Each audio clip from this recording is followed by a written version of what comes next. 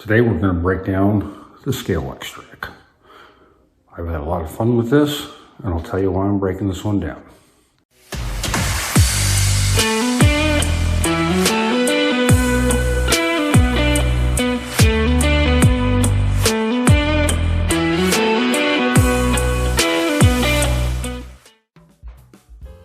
So, Gramps here. The heck? Oh yeah, that.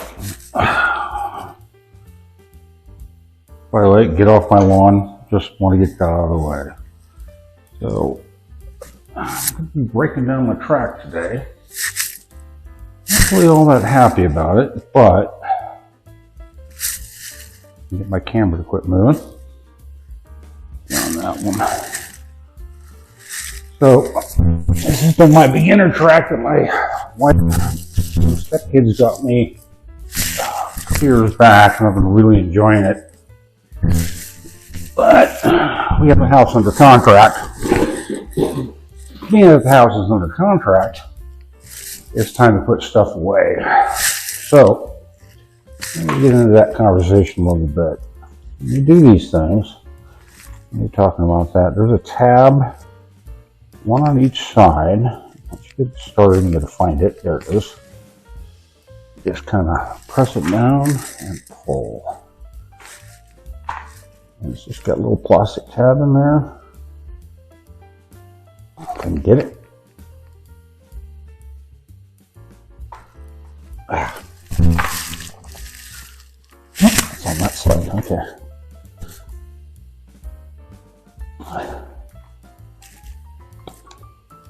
Like I said, I grew up with Tychos. I seem to remember the collapse system was a little bit better. So, well, I'm not really all that happy with having to take apart my toys. I'm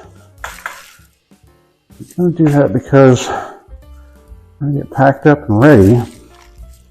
And I've got less than 3 weeks before the move is scheduled to happen. And hopefully you guys will be part of that journey too. But I did want to talk a little bit about selling and moving. If you haven't figured out by now, I'm not a fan. I have been in this location for 20 years. And before that, my ex-wife had this thing about wanting to move or change scenery or whatever. Maybe some problems. You don't want to break these tabs. That's actually what keeps you in one piece. Take these off, set those aside. She liked to move about every 3 to 4 years. And, you know, I was working as a contractor and carpenter and builder. During that time, there was a lot of work. And when I moved here, I told her this is going to be it. And I've probably moved 8 or 9 times in my lifetime, maybe 10. And my dad was military. So, well, I was born, he was still in. But we still moved a few times. I think in my lifetime total, not my adult life, I've moved probably at least 15, 20 times. And I'm not a big fan of it. So besides the stress of making sure that you get all your stuff safely transported, you've got the stress of selling the house, you've got the stress of buying a place, and thankfully, I already had some acreage up in the Smokies that we're going to be going to, Idlewild Woods. I do have their shirt on today. Actually, let's come back here. But the thing I really wanted to cover today was that in moving, or installing a house, you basically have to put your life on hold. And what I mean by that is you can't really live in your house. It's got to be pretty much ready for show within a 15-minute, half-hour window. And I have taken that to heart. I've got this routine down now. I'm retired. And I won't be retired too much longer because there's a lot of work to do up in the Wild Woods. So, but that whole thing about putting your life on hold. So, floors were swept every day. All dishes were all done, and I do my dishes by hand just because it's, I don't know, I find it a little bit more satisfying. That, and I typically, my hands will get cold in the winter and get some circulation problems. I'm sure a lot of you guys have them too. But that warm water actually feels good. And you know what? It is somewhat therapeutic as well. There is a bit of a hands-on approach. Funny, one of the first jobs I had when I was 15, actually 13, I was working this little Americana restaurant run by a Korean and an old white lady. And I don't even remember the name. I don't remember the name of the restaurant. It was in Dixon, California, downtown, which was about a block of nothing. And I just found it fascinating to go back into that. You know, it's like I do one load of laundry a day, wash, folded, and put away. Sundays I do all the bed sheets, which is 3. That means that's 3 loads. I actually do the covers and duvets and that kind of stuff. And the reason I do that is we have dogs. One of them's a husky, and he sheds a lot. And I dry them off every day. And if it's been raining or not, I'll mop probably at least once a week, if not 3 to 4 times a week, if it's really muddy out. And, you know, I do put stuff down. We do have hardwood floors. And then we also have got tile down here, as you can see. And so, it's actually pretty easy to keep clean. Counters are all solid stone. So, you know, that's another easy to clean. And, you know, if you guys haven't picked up, like, spray away glass cleaner, that is one of the best cleaners I have ever come across in my life. And I used to have to detail houses before I'd sell them. So, my advice.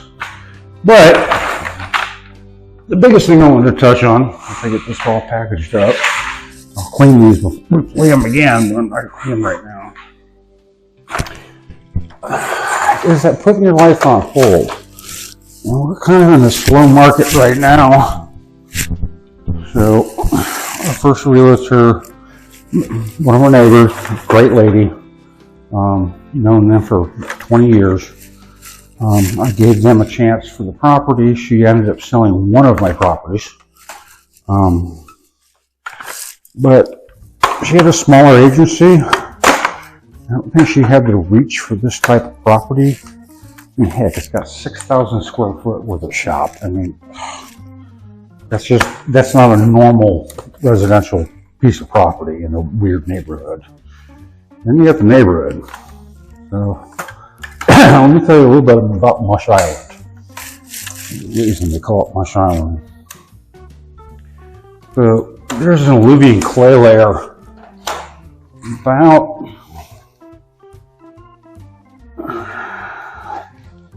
4 inches underneath the topsoil. It only goes for about 4 inches. Once you get past that, it's just fine. And it's very, very fertile soil. This is all agriculture back in the day, and for good reason. Once you get through that clay, the soil is just very, very rich. very growable, but it doesn't drain water all that well. So hence we call it Mush Island. And before you ask, no, we are not in a flood zone. We're just outside of it, but we are not in a flood zone. But one of the bigger realtor company that my brother-in-law had used, and I'm gonna have to do that in 2 packs, aren't I? Was with them for, I think we didn't get the offer, and it was a full price offer, until we were about 4.5, 5 months into the listing. It was very painful. Like some weeks we would get, 3 showings in one day, and 3 to 4 weeks, that would be the same routine. And we always kept getting responses back, it's like they get that feedback thing, and like, oh, don't like the neighborhood, or price is too high, or whatever it was. Like there was always a reason. And I always knew that for this property it was going to take the right person, just like it took the right person when I bought it. When I bought it, I saw a lift in the floor. It was working. Huge shop. And something I could play with, retire with. I could deal with the house. And the house was a trash pit when I got it. So I pretty much gutted this house. Rebuilt it. Restructured the foundation, the whole bit. Rewired. Basically just made it livable. And it took me about 8 months to do, and then I opened up the shop. So anyway, that's just kind of my rant, conversation, whatever, as I'm breaking this down. It does fill me with sadness to break this down, but that just means I get to set that up at Idaho Woods, up on like a little trolley. I can drop it down out of the rafters and just play with it and then put it back up instead of having it take up half of my studio. So with that, guys, I'm gonna have to get some more of these. I need some more cars, and we need to finish fixing yellow Monte Carlo, because that's still not working right. I've got to figure out how to fix that chassis. With that, guys, I'll leave you there.